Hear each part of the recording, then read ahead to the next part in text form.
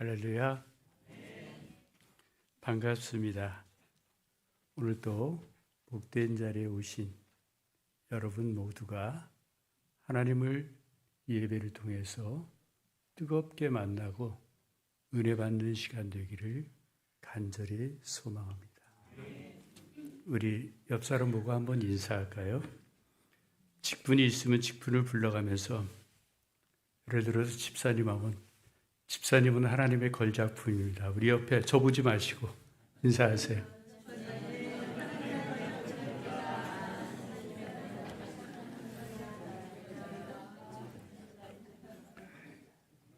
다음이 중요합니다. 저 보지 마시고 쪼잔하게 살지 말고 당당하게 살아갑시다.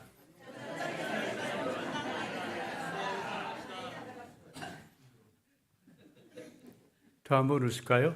굿, 굿, 베리 굿. 저는 이렇게 군인들하고 이렇게 예배를 시작합니다.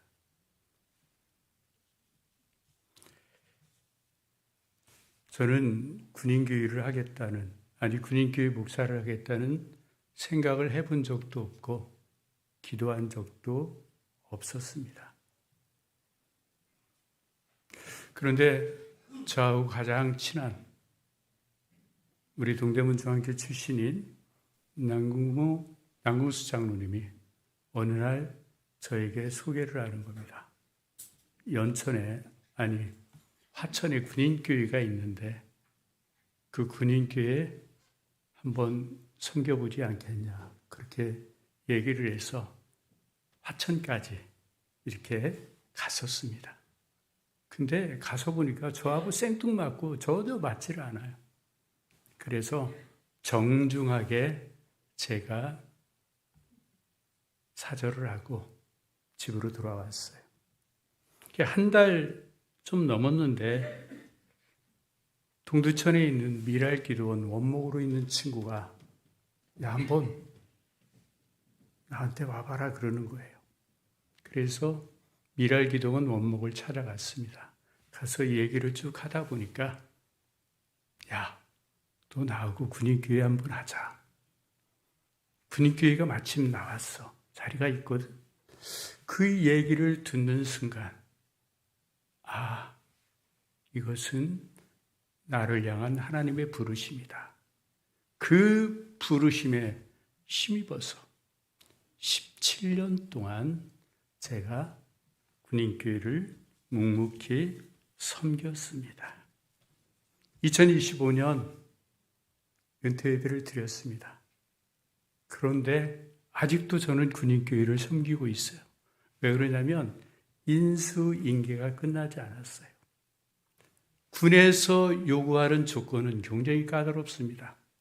55세이어야 되고 자기 생활이 책임질 수 있어야 되고 군인교회를 섬길 수 있는 능력이 돼야 되는 것입니다. 근데 55세면 한창 젊은 나이잖아요. 자녀들이 한참 커가지고 돈 많이 들어갈 때인데 가정도 책임져야 하지만 군인교회를 섬긴다는 것은 정말 어려운 일입니다. 17년 동안 저희 사모는 불평 한마디 없이 제가 하는 일에는 어떤 돈을 지출해도 한 번도 불평이나 불만을 품은 적이 없었습니다. 그래서 이제까지 잘 섬기고 아직도 섬기고 있습니다. 제가 작년부터 두 군인교회를 2개를 섬겨요. 한 군데에서 예배 끝나면 차를 타고 또 달려갑니다. 달려가서 또 그곳에서 예배를 드리고 나면 오후 5시가 넘어야 집에를 오니까 상당히 힘든 시간입니다. 제가 매주 군인교회를 섬기면서 힘들고 지쳐있는 용사들에게 힘을 주고 위로를 주고 주님의 사랑을 나눈다고 하지만 그들의 그 실제 생활을 제가 깊이 이해를 못합니다. 그렇기 때문에 정말 그들에게 얼마나 위로가 되는지 솔직히 자신이 없어요. 제가 연천에서 군사역 10년을 하는 동안 2018년 12월 30일 마지막 예배를 드리는데, 예배를 마치고 나오는데 대대 군종이 저에게 편지를 하나 보냈습니다. 한번 제가 읽겠습니다.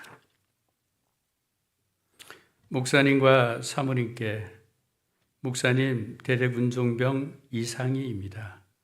목사님께서 둘둘팔 대대에서 10여 년 동안 병사와 간부님들에게 하나님의 귀한 말씀을 전해주신 것에 깊이 존경하며 감사드립니다. 군 생활이 힘들 때 목사님이 전해주시는 말씀을 듣고 새 힘을 얻고 더욱 하나님께 나아가게 된 것 같습니다. 방송실을 하고 말씀을 전하시는 목사님을 섬기게 되는 일을 하게 된 것에 하나님께 감사했습니다. 크리스마스 이브 때 목사님과 찬양대원들과 윷놀이를 재미있게 했던 추억도 기억에 많이 남을 것 같습니다. 목사님, 그동안 정말 감사했습니다. 사모님 교회에서 병사들을 생각해 주시고 섬기신 것 정말 감사드립니다. 사모님께서 따뜻하게 우리 병사들을 맞아주시고 맛있는 음식들을 만들어 주셔서 감사드립니다. 목사님과 사모님을 생각하면 항상 감사한 것밖에 없습니다. 목사님과 사모님께서 제826 부대 비전교회를 떠나시지만 하나님을 섬기시고 병사들을 생각하며 사랑하신 마음은 저희들과 저희 마음 깊이 남아 있습니다. 김선철 목사님, 사모님 사랑합니다. 2018년 12월 30일 둘둘팔 대대 대대군종병 이상희 올림. 이런 편지를 받을 때 가슴이 뭉클합니다. 제가 전하는 말, 제가 나누는 사랑, 그걸로 장병들한테 위로가 된다고 생각하지 않습니다. 저는 비록 불가능하지만 하나님은 가능하십니다. 사람의 말에는 능력이 없으나 하나님의 말씀에는 능력이 있습니다. 하나님의 말씀에는 능히 고통당하는 자들을 위로하고 격려하며 새 힘을 얻게 하는 능력이 있습니다. 저는 이 시간 우리 동대문 중학교의 성도들이 부족한 사람의 설교를 통하여 저의 말을 듣는 것이 아니라 하나님의 음성을 듣는 은혜의 시간, 축복의 시간을 통하여 하나님의 말씀이 나의 삶의 능력이라는 것을 체험할 수 있는 그런 시간이 되기를 소망합니다. 오늘 우리가 읽은 시편 23편은 다윗이 고백한 시입니다. 너무 많이 읽고 너무 많이 설교 많이 들었잖아요. 다윗이 이 시를 쓴 곳은 왕이었기에 그 화려한 궁정에서 썼던 시가 아닙니다.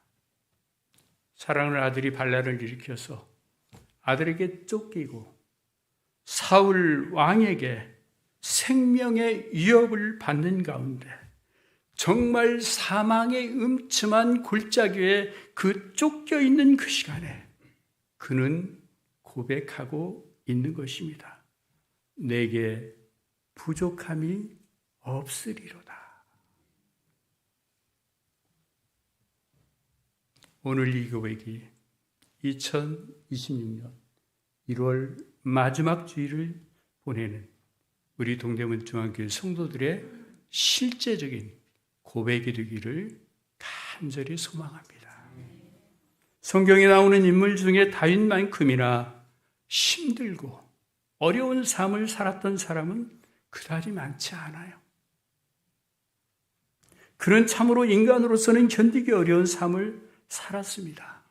수많은 역경과 난관을 잘 이겨내고 후손들이 가장 존경하는 믿음의 조상이 되었을 뿐 아니라 하나님께서 그를 내 마음에 합한 자다, 그렇게 하나님께서 말씀하셨던 것을 우리는 성경에서 볼 수 있습니다. 다윗이 어떻게 그 어렵고 힘든 어려움, 삶의 역경과 난관들을 다 물리치고 그처럼 삶의 승리자가 될 수 있었을까? 무엇이 다윗을 그렇게 승리할 수 있는 원동력을 갖게 해 주셨을까? 그것은 한마디로 믿음입니다.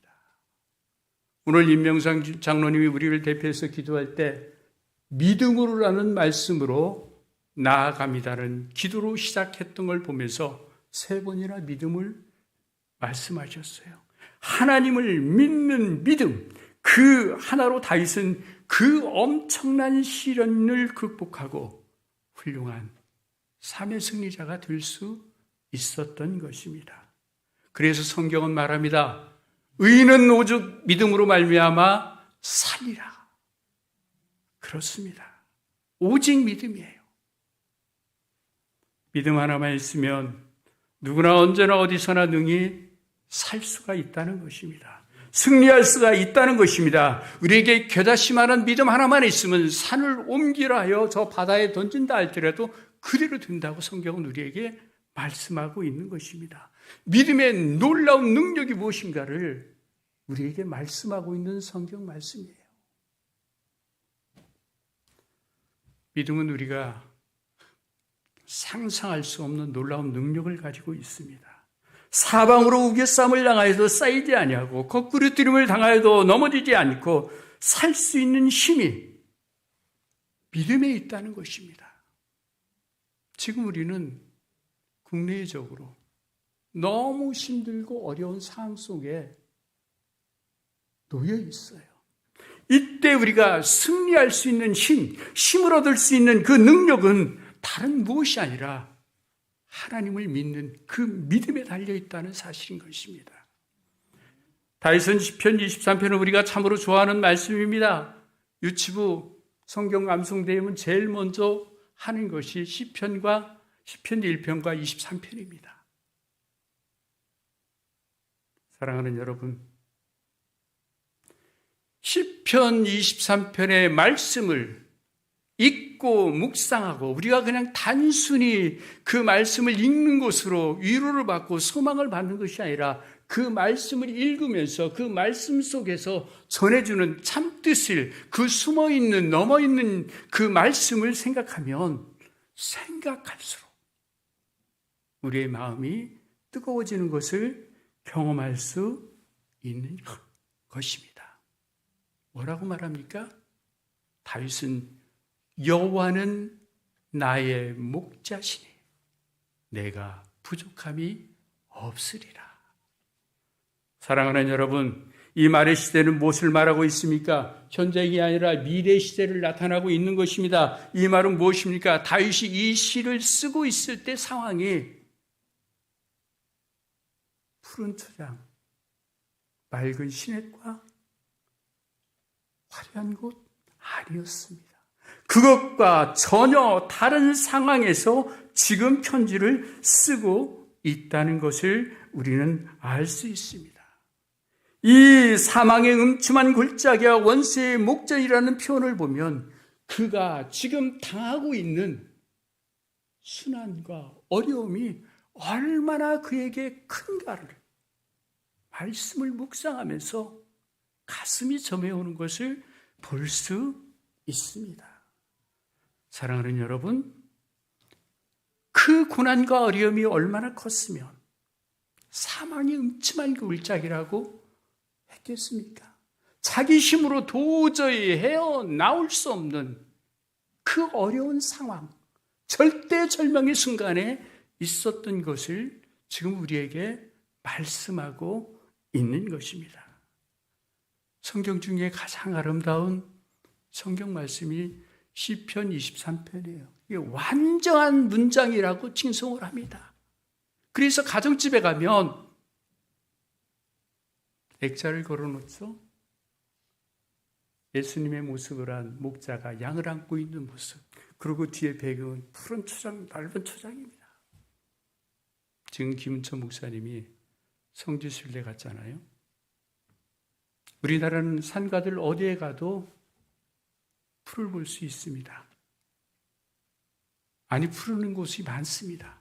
그러나 이스라엘은 대부분의 지역이 사막입니다. 황량한 곳이에요. 풀을 찾는다는 게 너무너무 힘듭니다. 목자만이 안내 안 하면 양은 굶어 죽을 수밖에 없어요. 양 스스로 존재할 수가 없는 것입니다. 그런 절대절명의 목자는 양에게 있어서 유일한 존재, 오직 자기를 책임질 수 있는 한 존재가 목자일 수밖에 없는 것입니다. 그렇기 때문에 다윗은 그와 같이 힘들고 어려운 상황 속에서도 이와 같이 아름다운 시를 썼을 뿐 아니라 결국 그가 자신의 시편에 이야기한 그대로 그의 모든 삶을 다 이루었던 것을 우리는 시편을 보면서 알 수 있습니다. 성공한 것이에요. 승리한 것입니다. 무엇이 다윗에게 그와 같은 승리를 가져다 주었습니까? 다 같이 따라하십니다. 믿음. 오직 믿음입니다. 여호와가 나의 목자시라는 이 믿음이 다윗의 가슴 속에 흔들리지 않는 중심으로 자리 잡고 있었기 때문에 승리할 수 있었습니다. 그렇기 때문에 그는 어디에 가도 무엇을 해도 여호와께서 나의 목자시라는, 비록 지금은 부족하지만 결국은 부족함이 없게 하실 것이며, 지금은 누울 수 없는 곳에 있으나 결국은 눕게 할 수 있을 것이며, 비록 지금은 사망의 음침한 골짜기 한가운데를 지나고 있으나 결국 아무런 해를 받지 않을 것이며, 비록 지금은 원수의 목질에서 내가 수치를 당하고 있지만 결국은 그 원수의 목전에서 하나님께서 나에게 베풀어 주신 잔치의 상을 내가 누릴 수 있으리라는 이 믿음이 다윗을 견디게 했고, 다윗을 승리하게 했고, 다윗의 아름다운 결과를 맺게 했던 것을 볼 수 있습니다. 이것이 다윗이 승리한 믿음의 근본인 것입니다. 그래서 저와 여러분에게 필요한 것이 무엇입니까? 믿음입니다. 하나님의 의리에 선하신 목자이심을 믿는 믿음이 절대적으로 필요합니다. 지금 세상은 어렵습니다. 우리나라 2026년을 예측하는 경제학자들은 한결같이 어떤 전망을 내려놓습니까? 비관적인 전망을 내놓고 있습니다. 데이터로 보면 우리가 지금 처한 상황은 참으로 비관적인 상황입니다. 우리의 힘으로는 도저히 뚫고 나갈 수가 없습니다. 우리는 무능하고 무지한 존재이기 때문에 그렇습니다. 그러나 우리의 선한 목자가 되어주시는 하나님은 우리처럼 무능한 분이 아닙니다. 천지를 창조하신 전능하신 하나님, 우리를 지금도 불꽃 같은 눈동자로 살피시며 우리와 함께 하시는 그 하나님, 그 하나님이 비록 내가 어떤 어려움에 처했다 할지라도 하나님은 우리와 함께 하시며 우리를 그 어려운 난관 속에서 능히 구원해 주실 수 있는 유일하신 한 분인 줄 믿습니다. 우리에게는 난관이 있으나 하나님에게는 있을 수 없습니다. 우리에게는 불가능이 얼마든지 있으나 하나님에게는 불가능이 없습니다. 하나님은 우리를 모든 역경과 난관에서 능히 구원해 주시고 우리를 의의 길로 인도해 주실 줄 믿습니다. 여러분, 이 말씀을 여러분의 말씀으로, 여러분의 믿음으로 고백할 수 있습니까? 편안할 때 이거로 시인하기는 참 쉽습니다. 그러나 막상 어려움을 당하여 앞이 캄캄할 때 그것을 시인하고 믿기는 정말 어려운 것입니다.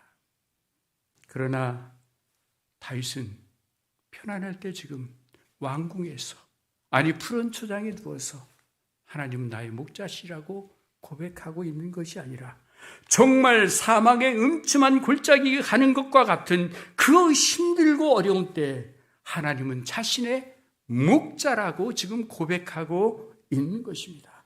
그 믿음 때문에 자기에는 부족함이 없을 것이며 결국 자신의 삶을 푸른 초장 쉴만한 물가로 다다라 눕게 하실 하나님을 믿었던 것입니다.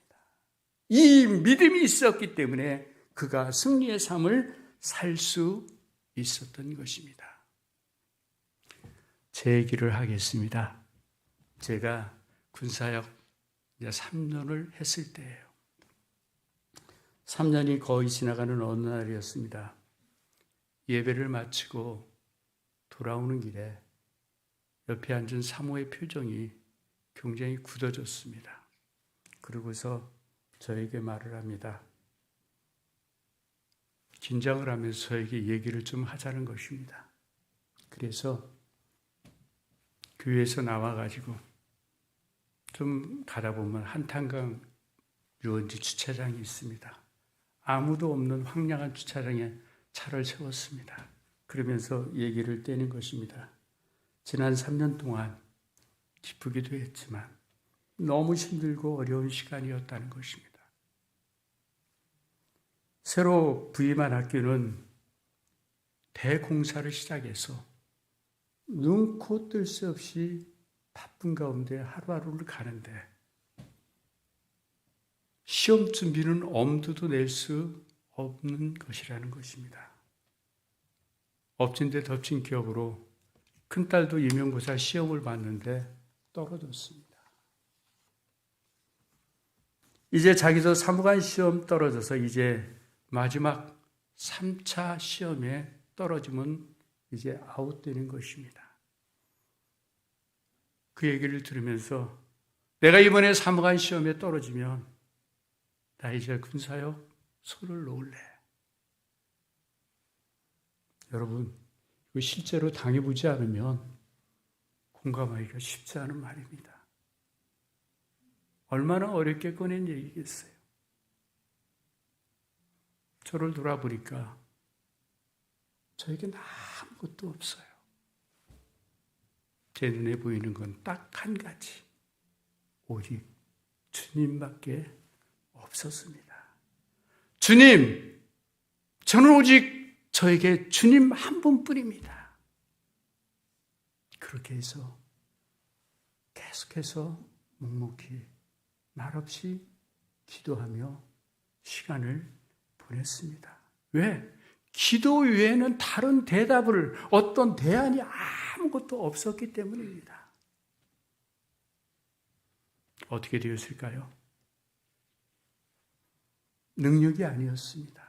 실력이 아니었습니다. 정말 하나님의 은혜였습니다. 하나님은 기적처럼 모든 것을 한꺼번에 다 응답해 주셨는데 집사람이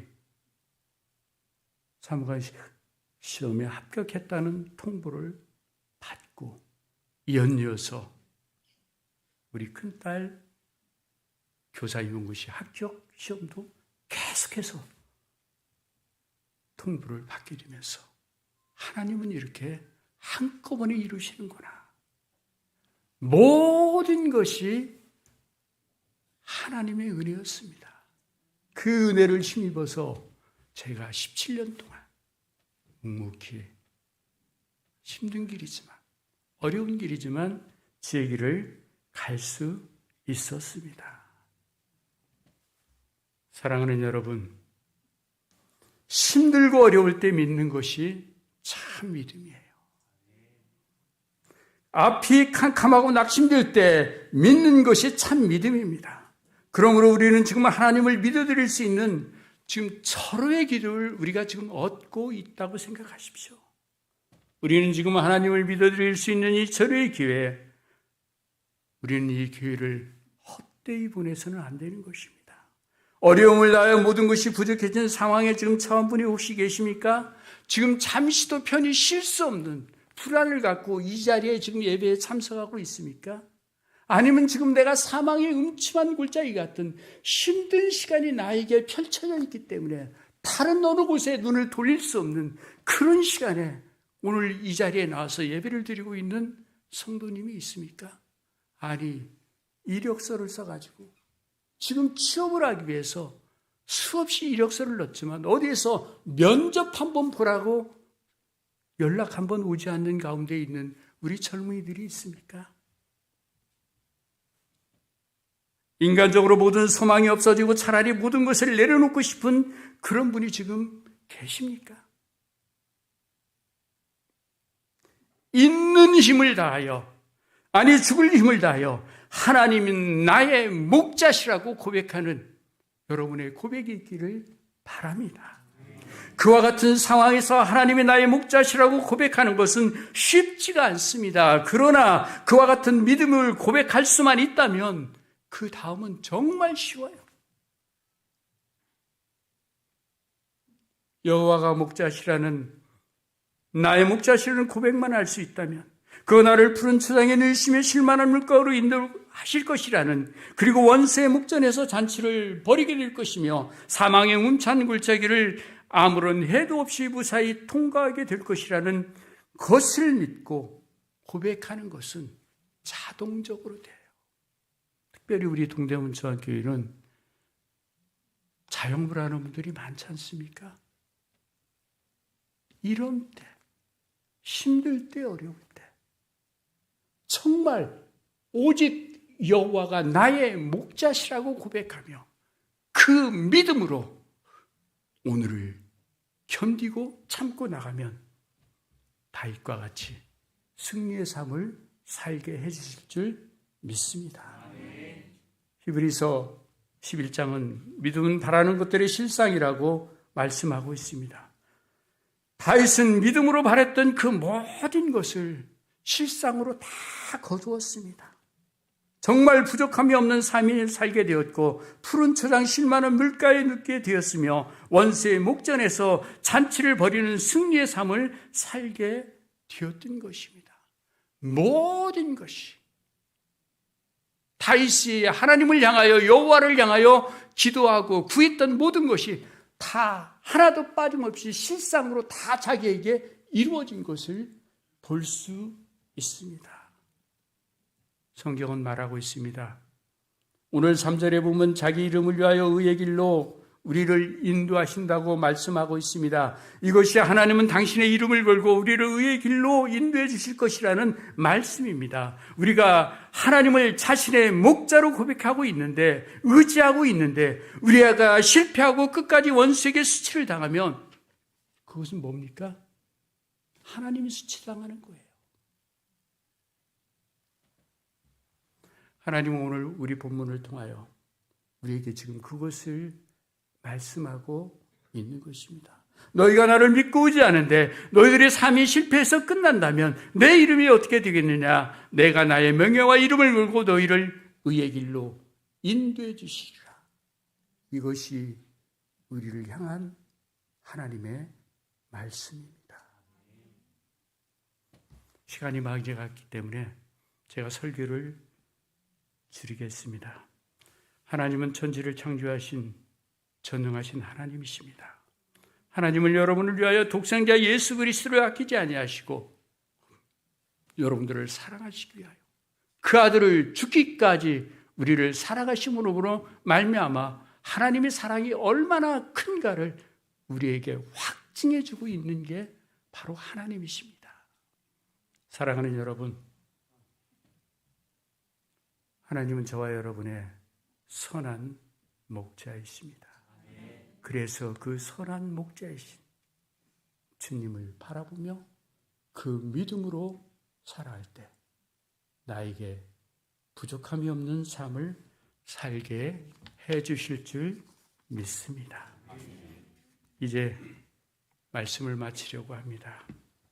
다윗은 시편 23편을 통해 마지막에 하는 말이 내가 여호와의 집에 영원히 거하리로라고 말씀하고 있습니다. 하나님이 저에게 은혜 주실 때, 하나님이 은혜에게 은혜 주실 때 그 은혜를 잊지 않고 평생 하나님을 섬기겠다는 약속입니다.